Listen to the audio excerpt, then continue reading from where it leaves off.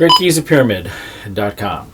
Well, a short while ago, somebody sent me a image and a picture of a model they had built that they are trying to work on the subterranean section of the Great Giza Pyramid, the largest by volume of the pyramids, not tallest by volume of the pyramids. And when I say the pyramids, I'm talking to the ones on the Great Giza Plateau.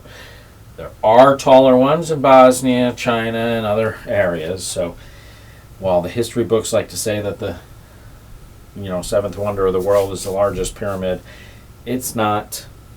Our history books really need to be properly corrected, but they're not. But what I was getting at is modeling the Great Giza Pyramid. Now, I don't really want to shoot anyone down, so I will shoot myself down. In 2014, I modeled the subterranean section. You can go and click on my thing, go back 2014, I think it was in August. I made out of styrofoam, and I cut out a pattern that semi-looked like the Great Giza Pyramid, the subterranean section. And I used an aerator thing there. Here. You can find the video, but I'll pull it up just so you can look at it. See, there it is. Now, when I did the aerator, because my scale was smaller, my aerator there is not getting the best results. Because in reality, the area that I was trying to model, which is this area right here, is actually some 20 feet long. Okay, so I was making it in a 3-foot section, and in reality, when you look at it, I have pictures of it somewhere here. There we go.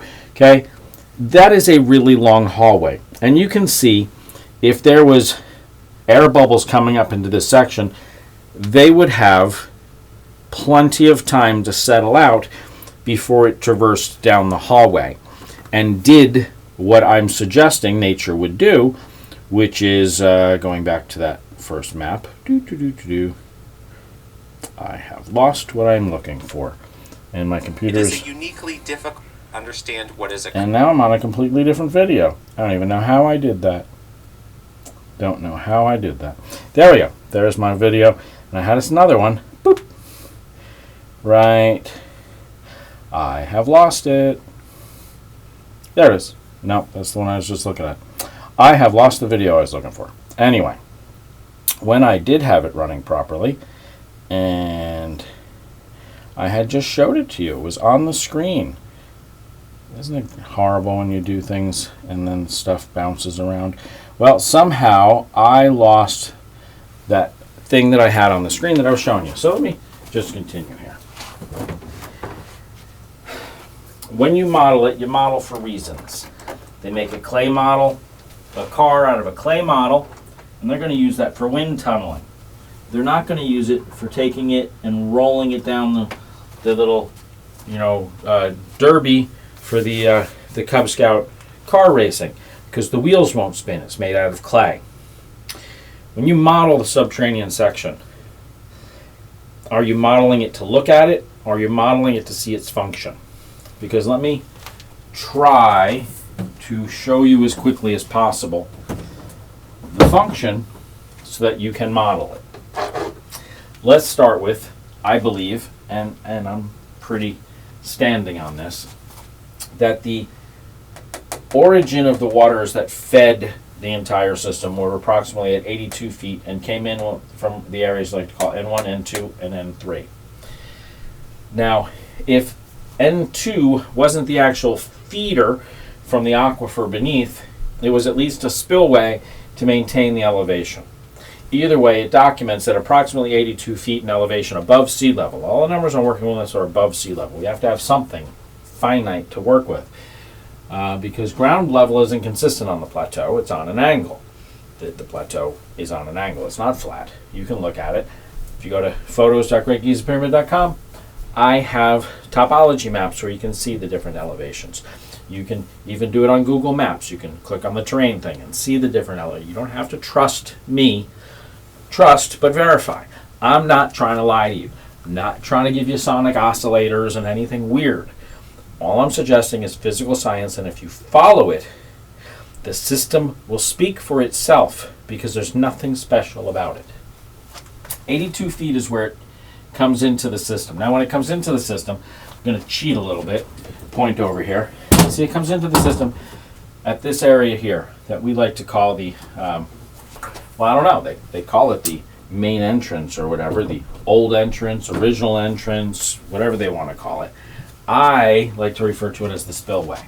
Now, when it came into the system, the water came in at an elevation that I'm going to suggest to you is, I have misplaced my photos. There it is.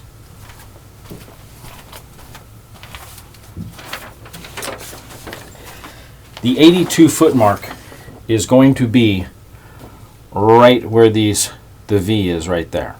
That's going to be your 82-foot mark. Now, it also happens to be on the third structure.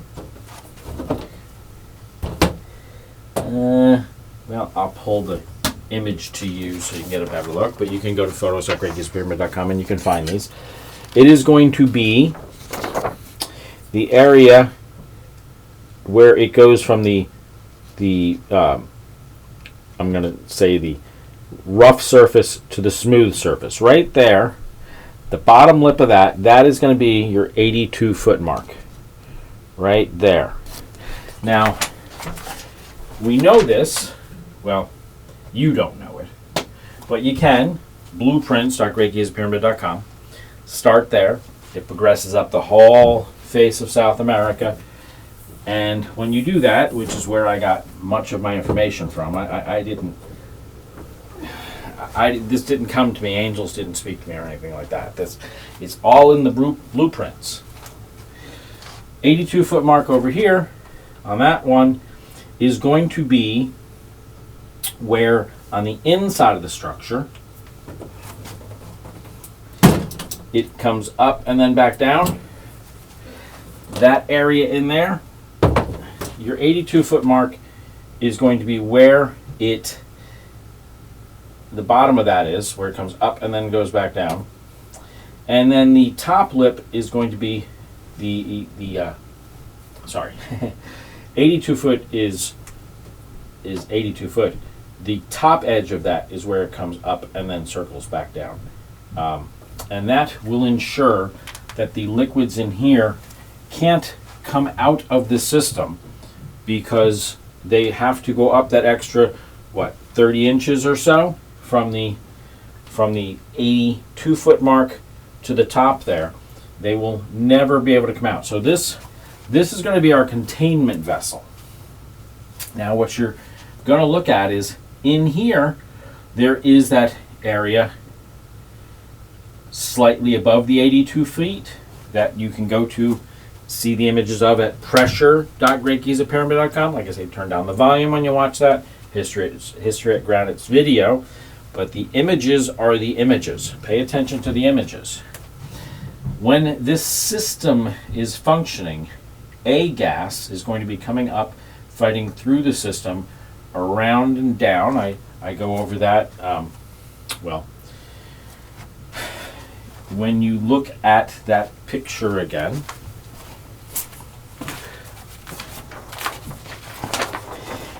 the gas coming up is going to come into the void, which is inside of the shell. It goes up through the little crack up in there. It's not really a crack, it is an opening. They put a little GoPro up in there and twist it around. You can see inside of there. It goes through that system, allowing the gas to the water vapors to condensate and condense and come back into the system. They're trying to save some of their precious cargo that they're working with. And then it comes back down to a lower elevation below the 82-foot mark to come out here. This is actually the feeder, the water feeder. This is the gas coming out.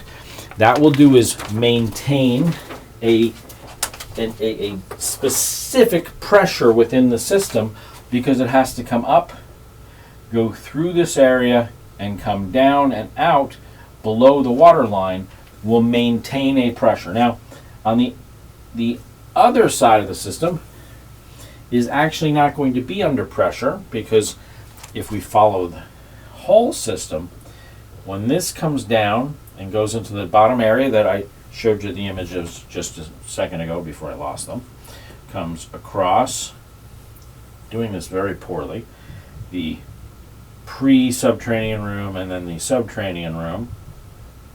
Okay, bingo. And then the dead end shaft and the pit. Now what is happening in a nutshell is, right at the same elevation as here, you have the cutoff that comes down a bit. It will go down to the elevation of one of the fins in there. That's why the fins are communication. And if you look at the old photos from the 1800s, you notice the fins, as they like to call them, they were covered in rock. They were covered in rock because they were not functional, they were communication. And when we were ready to uncover them and reveal it, like Braille, we uncovered them, but we don't see it as Braille. We see that as, quote, unfinished. But we'll get to what and where and why. But pay attention that it goes down, and pay attention to what fins, at what elevation it lines up with, because later when we play with this, we're going to get into reading the communication. But you can't read the communication if you don't see the communication. And once you see the communication, then we realize what it's doing, we can back engineer and then read the communication. Okay? So just work with me that the exact configuration of the fins are non sequitur to the function, but once you know the function, then they can be back engineered to understand the communication.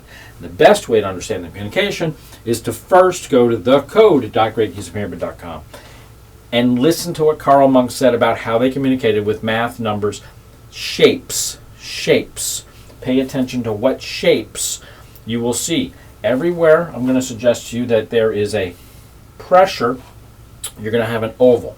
It's actually a circle, but depending on what angle it's at and which way it's traversing through the rock or stone or whatever, it'll make an oval or a circle, but the angle of its progression is going to dictate the pressure.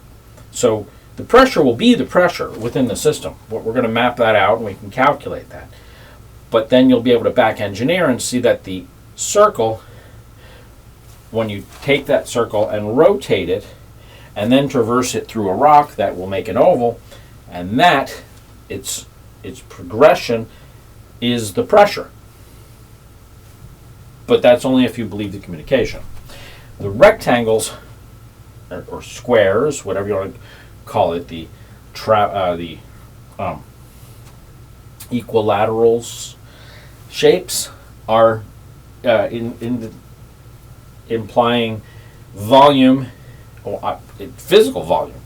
The physical volume, which is there mathematically, but you'll notice that they are volume, and that will help to calculate pressures. Now, within this system, down here, all you have to do is put a bubbler.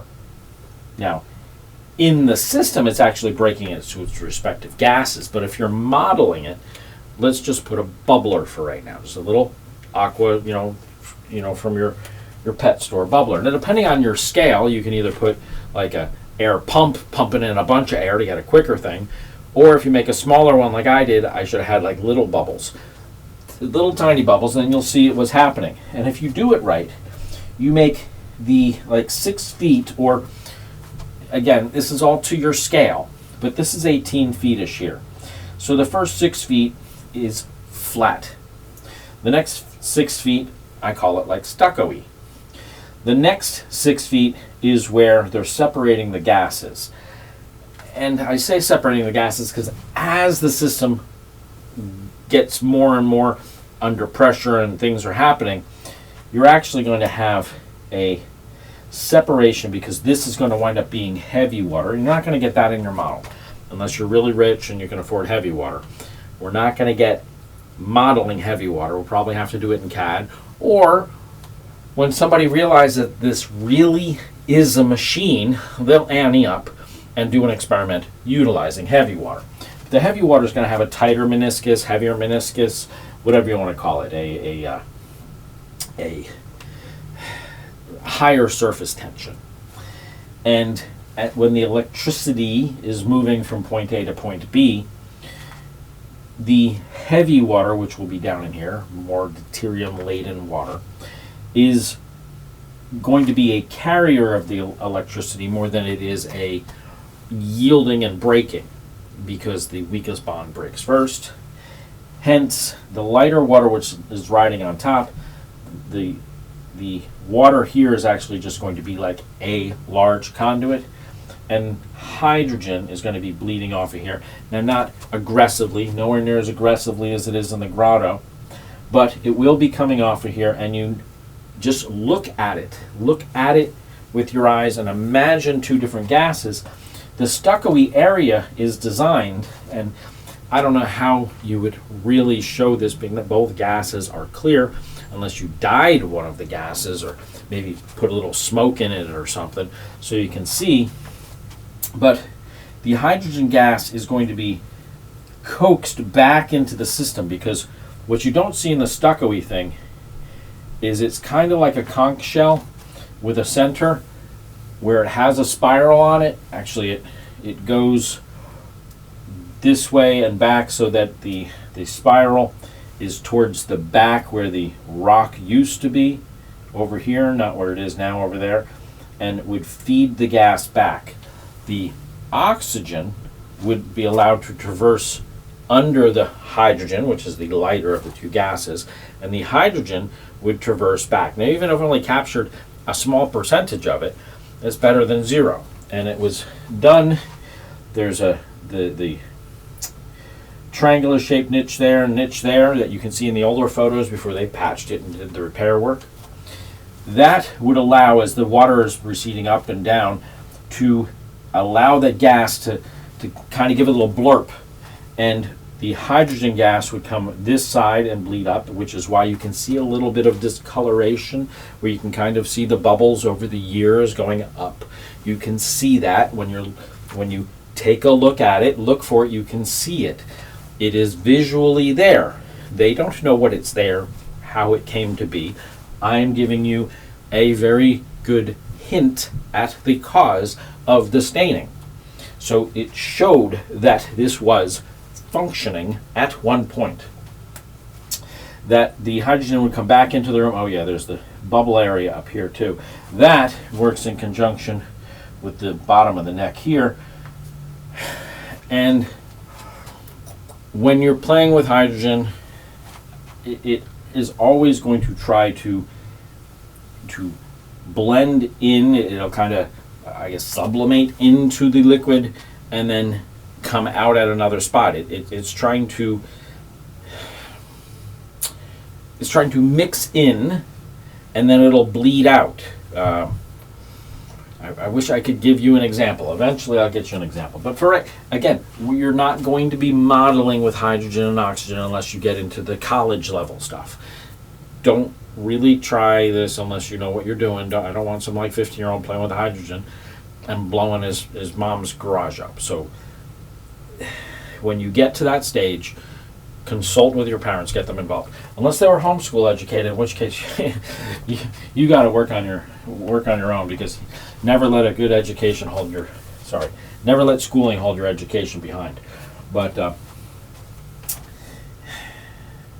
what the model that you want down here to show is how the gases were working, and there's no way to prove that that's what it did. You can make it to build it like that, but I'm saying there's no way to prove it unless we get somebody down there with a nice 3D camera and or an iPhone like 11 or above that does the stereo pictures and can actually get us something that we can drop into 3D CAD or a 3D printer and print this exactly to scale how it is and prove that this shape was designed to perform a function with the gases and the waters within it to separate the gases.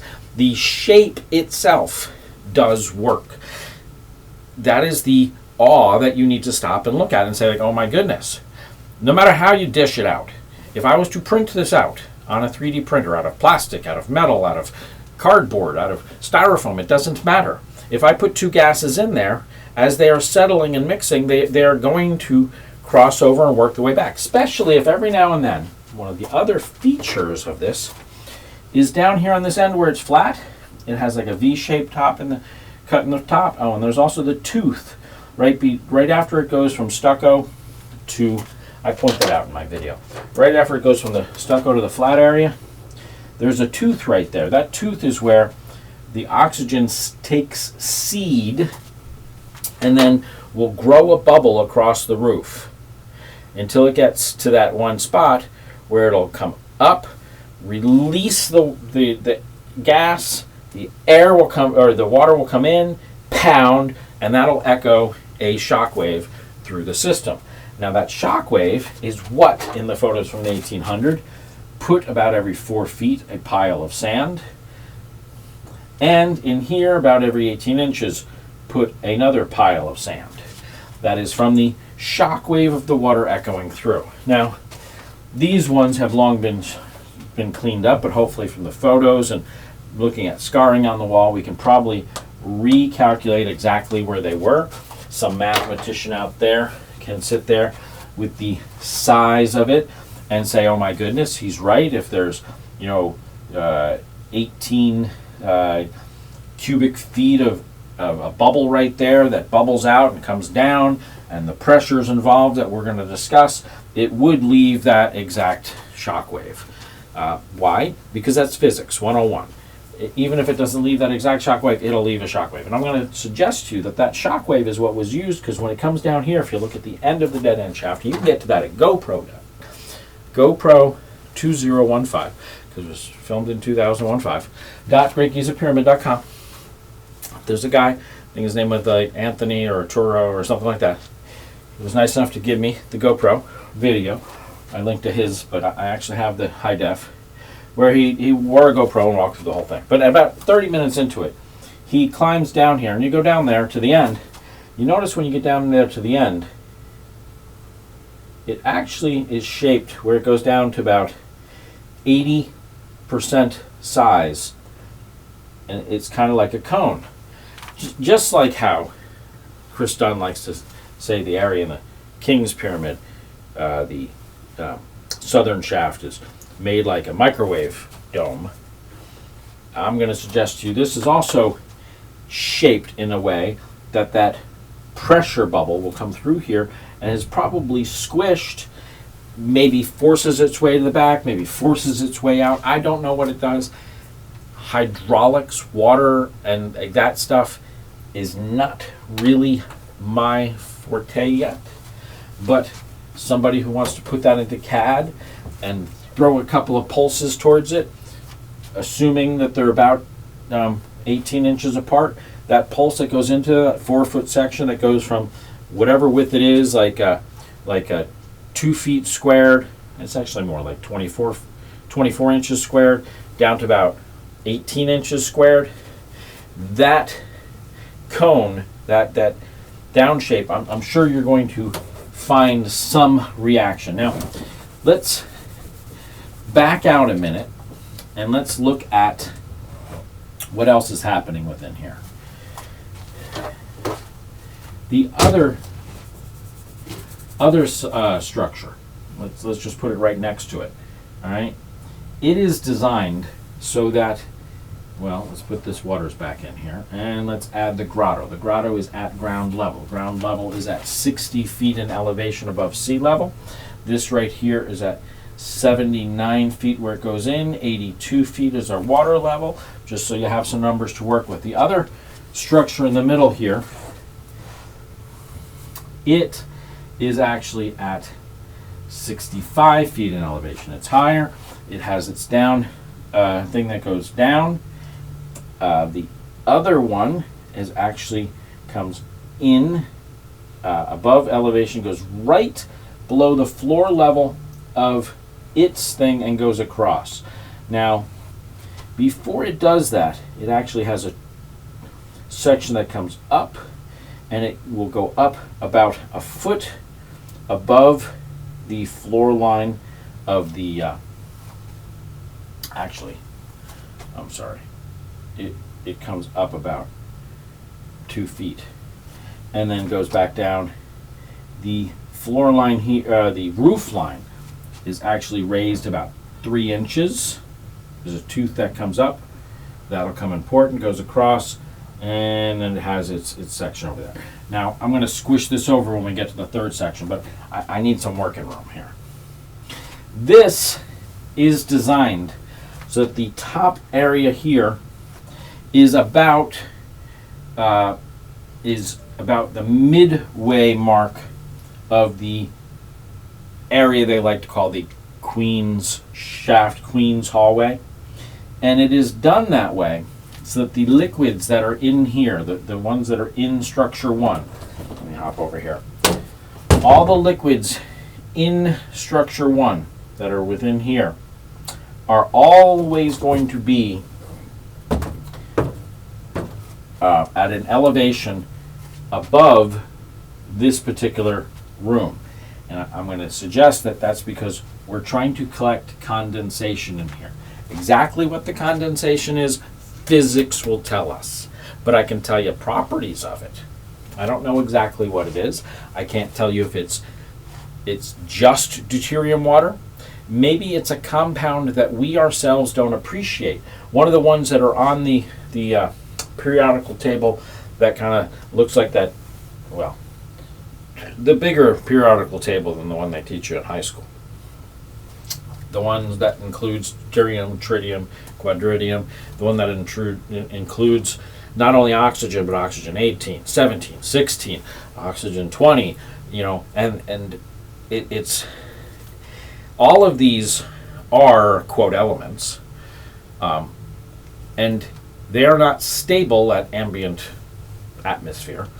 But if we change the environment to one that is more suiting for one of these other compounds, elements, derivatives of elements, isotopes, isomers, whatever their exact name is, we may be collecting something that we ourselves today don't appreciate.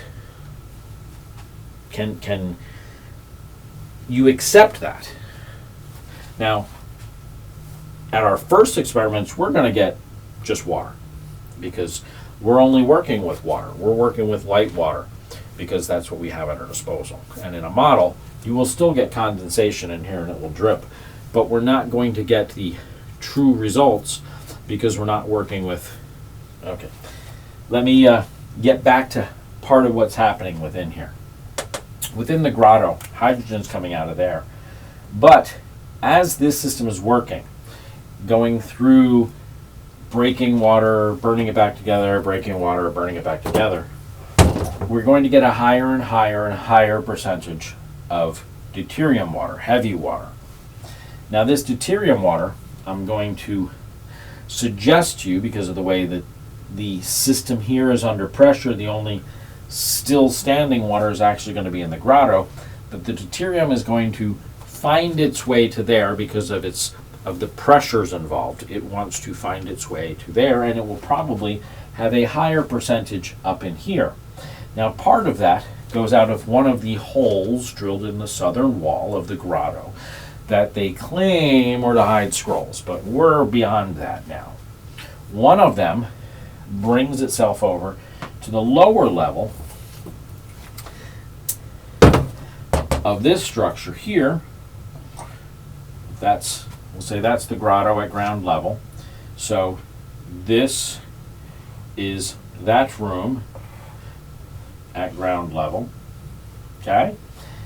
The water here will be brought over to here, nothing special there, and just dump into here. Not a big deal. In here, this I think is actually going to play both sides of the fence. But what we're going to look for initially is it's going to bleed oxygen. I forgot to silence that, didn't I? So as it's bleeding oxygen, oxygen is going to come up here. Now I drew this small, but this is actually like 30 feet long. And that is going to add pressure to the surface tension of the water. It's going to add pressure. And in doing so, whatever is in here is actually going to be elevated a little bit. Whatever it's at. Now remember, this is all one big system, and the water is actually, the 0 point is way up here at the 82 foot mark. But we have brought the water down, put the water under pressure, but brought it up here where it's standing still because of the way it comes into the structure. Dump it into here, so we're getting a higher percentage of heavy water into here, putting surface tension on the water, raising the elevation of the water within the system. However, this system is also being fed from the outside, so light water will be filling the pool on the outside. I'll learn how to turn that off next time. And in doing so, we'll fill the pool on the outside, and because the pool on the outside is just a pool, we're talking like maybe 2 feet deep at max, and then it runs over and goes down, feeding out to the area like I called it to a pre-room over here, the one that has the rounded edges, so that when that water is coming off that and spilling into there, the echo is, I think it's subsided. It may be amplified, and ducks don't quack, or duck quack doesn't echo. So what will happen to the water spilling into there with the rounded rooms? Supposedly the rounded rooms help create stereo and help dissipate echo. I don't know. I'm not an acoustic expert. But whatever the result is, nature will provide it because it's 101. Now from there, it'll feed back into the Nile. That's how it exits the system. Now, comes in from here, exits there. Now, depending on how big of a model you make and how much of this you want to incorporate into, it could be a really big detailed model, something the size of like a small gymnasium, how they put, a city or a town or a river, and they play with rivers and move a rock here and see how it diverts through the town and whose houses get flooded. Okay, this is the type of project that this could be. Or we could make something simple and just play with what's going on the inside. But this is the feed that comes in, feeds it at 82 feet. Now there are a couple of other areas that it comes down naturally, intentionally, because it needs the water pressure over here to be whatever natural outside ambient water pressure is, as it compares it to the inside. That's part of the way that it plays with breaking the water, is taking whatever this is, whatever ambient static value it holds, and the natural water, which is at ground level, earthed, and at its 8 megahertz. It's Schumann resonance, where this is not going to be at the Schumann resonance because it's on the surface of the Great Giza Pyramid, or within the pool around the surface of the Great Giza Pyramid, which if you go to the surface of the Great Giza Pyramid, you can see that this is engineered to hold the static electricity to the surface of it, so that the value of this water and the value of that water are different. So when you put them next to each other, electricity is going to go one way or the other. Now I'm going to suggest to you it's going to go from the anode. Actually, it would go from the cathode to the anode, technically, because the anode is positive, but the positive is the negative side. This is the other thing. When we talk about electronics, when you look at a battery, the plus side of the battery is really the negative charge. That's why it's very difficult to actually talk to people, because we are not even consistent in the way we label stuff and work with stuff, because we're not. But the things as far as modeling that are important is to, and this you could also do with a bubbler. Eventually, I'd like to do it where instead of using a bubbler, I'm going to put a battery terminal and put a negative. Actually, that would be the positive, and the negative would be in the grotto. And the conduit, the water itself, I believe, is the conduit that allows things to react. And as the air, in this case it's going to be oxygen, comes up into here and adds pressure, at a point it's going to be where it covers the conduit. Water will still be able to, because it's going to go down below the conduit. Water will still be able to flow, but it will no longer have the connection. It will no longer be a conduit, even though now it's just going to be bleeding heavier water into this side of the system. It will no longer be a conduit. Now, down here, right above this section, there's another opening, and that is where it actually takes the product. This makes heavy water. This takes the heavy water, puts it under pressure again, but allows it to condensate. The condensation will come back down here and allow it to crack again, do its thing, condensate. So this is enriching it even more. It's either enriching it or getting a slightly better product.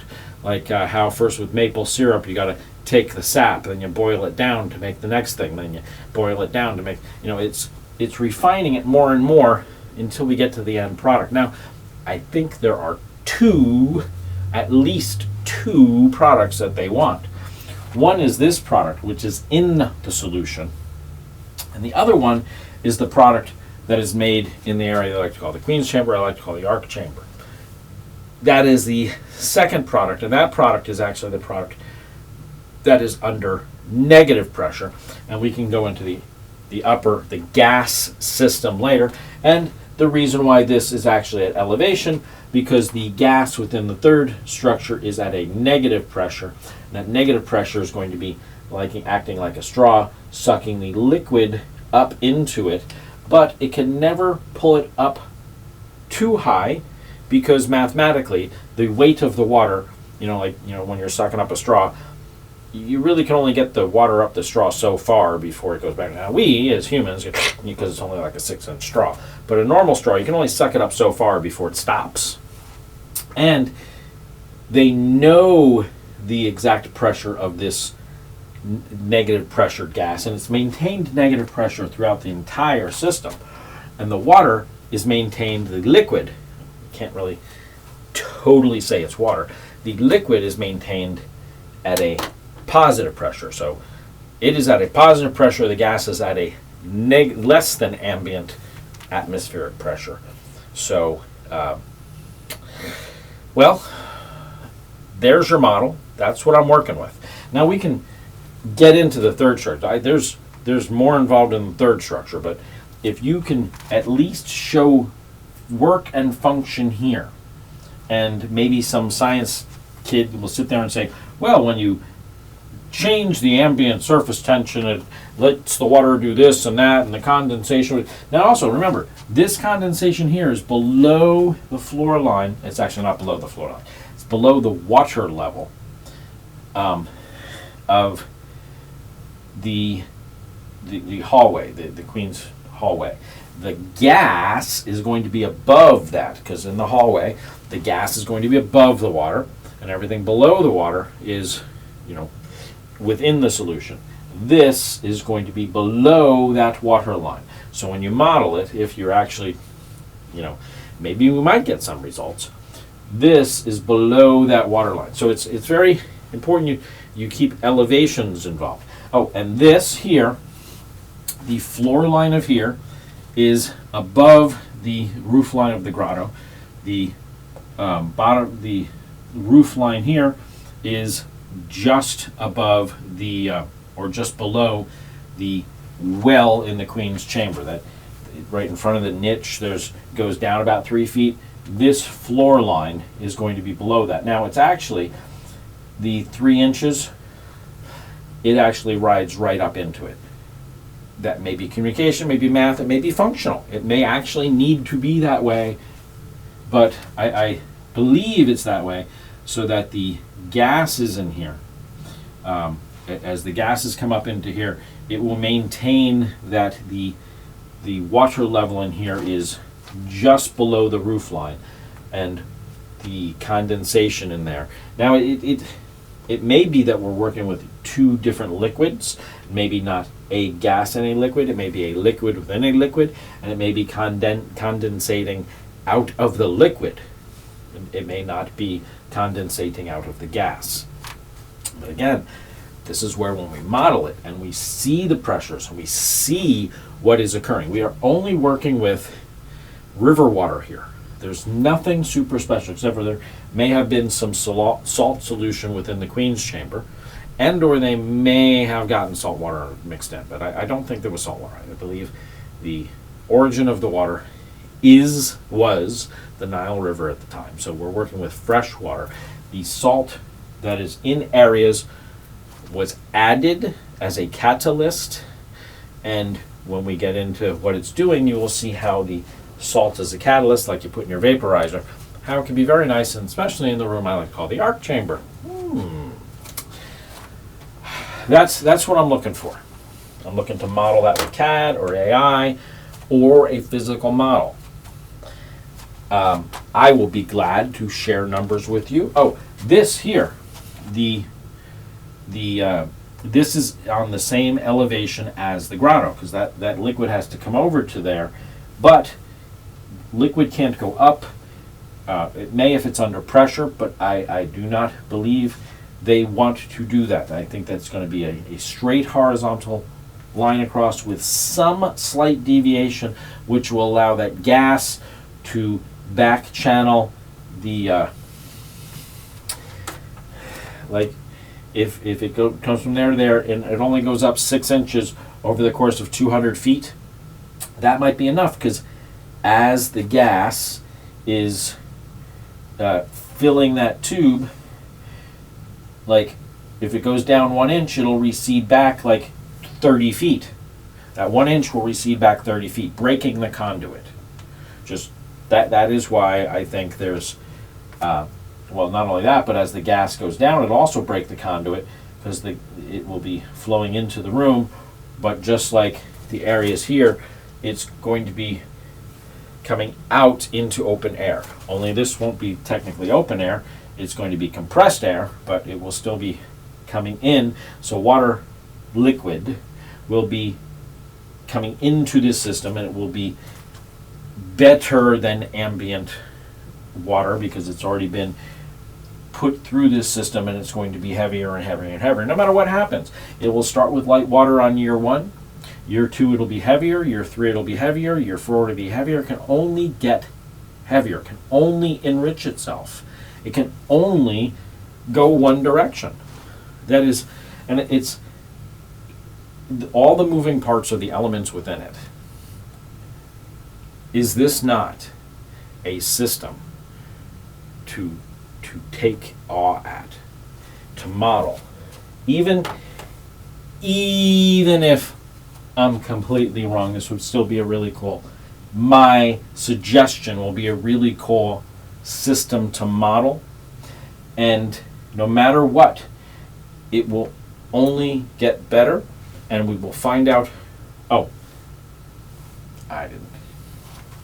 This system is going to be under a high frequency, but it's going to be basically sucking the electrons out. The way that the second structure is designed, unlike the first structure, was designed to quarantine the static electricity, this structure is designed to vent it. So it's basically going to be venting the static electricity. And if they're right or they're not right about pillars underneath this center structure, all that's going to be doing is going to be acting as grounding rods, allowing the energy to come up and be sucked through. And as they're coming up, like the same way they did the thing with the muons to register it, where they put their little plates down, let all those muons go through it to actually make the imaging of how they found the voids Well, those same type things, only they're not muons in this case, they're going to be all the electrostatic energy, all the electrons, just basically the movement is going to be this direction, coming from Mother Earth, venting up. And in doing so, something is going to occur. What is that something? That is what I'm looking to eventually model. But again, you're not going to get that on your first model. This is going to be when we really get it. This is going to be large hadron collider type stuff, LHC type experiments here that they're doing. And if you cannot see that these guys were far beyond the technology that we had even just a century ago, I can't help you. I can point it out to you. I can explain it to you. I can tell you, just build it. Just build it and it will work. Do it like contact. Okay? We have it. The blueprints are written in stone. The blueprints are also written in the Nazca lines. We can get this. We can build it. We can prove that they had a better understanding of the raw elements whenever this was constructed than we do today. I think this is going to show us something that we today do not yet appreciate. And or half a dozen people at the Rand Corporation or places here, they know of this particular compound, but they may not see the use. Or maybe they do see the use and they don't want us to know about it. Two, don't look here. Pharaohs. Ooh.